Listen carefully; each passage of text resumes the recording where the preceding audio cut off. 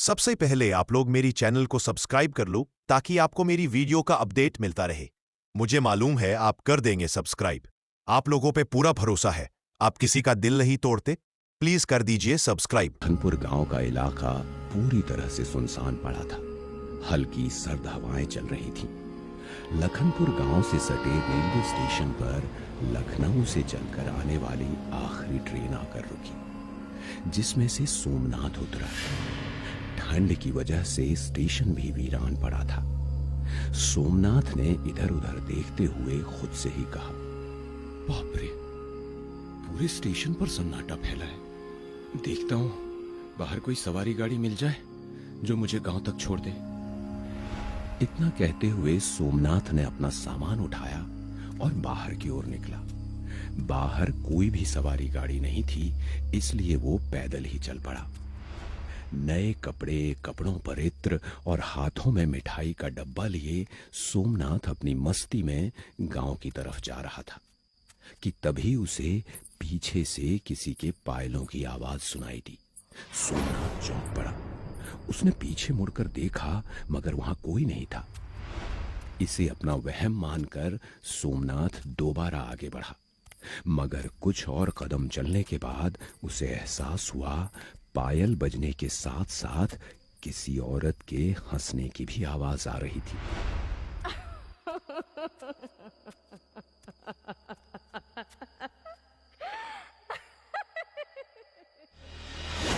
सोमनाथ फिर पलटा और अंधेरे में देखने की कोशिश करता हुआ बोला,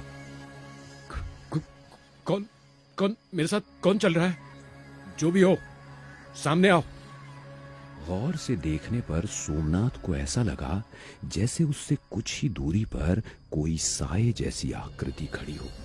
उसने फौरन ही अपने फोन की टॉर्च ऑन करते हुए उधर रोशनी की। तब तक वो साया सोमनाथ के बेहद करीब आ चुका था। कौन है? उसने देखा एक जवान औरत लाल साड़ी पहने उसके ठीक सामने खड़ी थी, जो देखने में बला की खूबसूरत थी। शरीर पर भरे गहने, 16 श्रृंगार, खुले बाल। वो सोमनाथ को देखकर मुस्कुरा रही थी। उसके इत्र की खुशबू में खोया हुआ सोमनाथ पहले तो कुछ बोल ही नहीं पाया। फिर उसने अपने आप को संभालते हुए उससे पूछा, आप कौन हैं? और इस सुनसान इलाके में इतनी रात गई क्या कर रही हैं? मेरा नाम मोहिनी है। मैं यहीं पास के गांव में रहती हूँ। इस इलाके में मेरी जमीन है। बाबूजी अपनी सेहत के चलते इतनी रात को यहाँ नहीं आ पाते, इसीलिए मैं आ जाती हूँ। इतना बोलते हुए वो औरत सोमनाथ के और करीब आ गई। सोमनाथ जरा पीछे होकर बोला, मगर आपको अकेले यहाँ डर नहीं लगता? डर? किस बात का? ये मेरा गांव है। मैं तो यहाँ इसी वक्त रोज आती हूँ। आप रोज आती हैं? हाँ जी, मैं रोज इसी वक्त आती हूँ। आप चाहो तो रोज इसी वक्त मुझसे मिलने यहाँ आ सकते हो। उसकी बला की खूबसूरती में सोमनाथ खोता जा रहा था, मगर उसने खुद को संभालते हुए कहा, देखिए, अभी तो मुझे अपने घर जाना है, मगर मैं वादा करता हूँ कल इसी वक्त आपसे मिलने जरूर आऊंगा। इतना बोलकर सोमनाथ वहां से चला गया। वो औरत उसे अब भी घूर रही थी, जिसकी आंखें बिल्कुल सुर्ख लाल चमक रही थी। सोमनाथ अपने घर पहुंचा। उसकी बीवी रूपा उसे देखकर बहुत खुश हुई, मगर जैसे ही उसने सोमनाथ के शरीर को हाथ लगाया, वो चौंकते हुए बोली, ये क्या जी, आपको तो तेज बुखार है। अरे कुछ नहीं, बस सफर की थकान की वजह से थोड़ी हरारत होगी। घबराओ नहीं, कल सुबह तक सब ठीक हो जाएगा।